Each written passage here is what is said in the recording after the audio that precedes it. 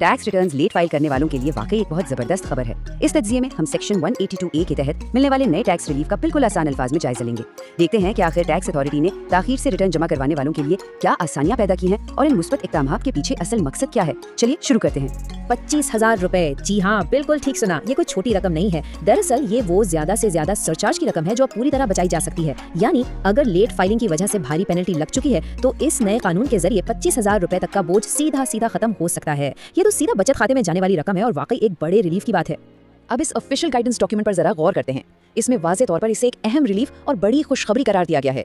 सबसे अच्छी बात यह है कि ये दस्तावेज बिल्कुल आम फहम ज़बान में बताता है कि सेक्शन 182A की ये नई तरमीम आखिर काम कैसे करती है। इससे साफ जाहिर होता है कि हुकूमती इदारे इस कानूनी सहूलत को आम आवाम के लिए कितना ज्यादा आसान और सीधा बनाना चाहते हैं।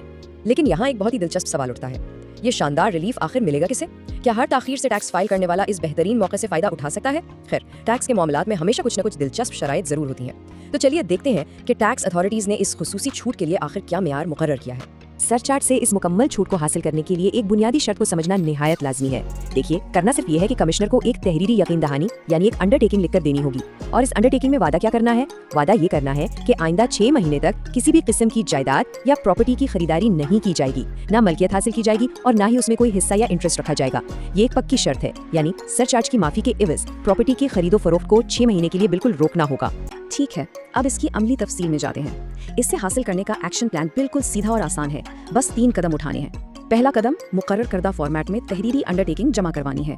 दूसरा कदम, जो कि सबसे अहम है, इस 6 माह की शर्त पर मुकम्मल पाबंदी करनी है, मतलब प्रॉपर्टी की खरीद से बिल्कुल दूर रहना है। और तीसरा कदम, जैसे ही ये शर्त पूरी होती है, सेक्शन 182A की शिक 3 के तहत इस सरचार्ज से मुकम्मल छूट मिल जाएगी। ये बिल्कुल 1, 2, 3 की तरह आसान और वाज़े अमल है।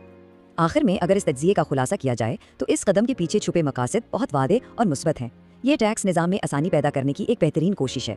इससे न सिर्फ आवाम और इदारों के दरमियान एतमाद में इजाफा होता है, बल्कि मुस्तकबिल के लिए एक बेहतर मालियाती सोच भी परवान चढ़ती है।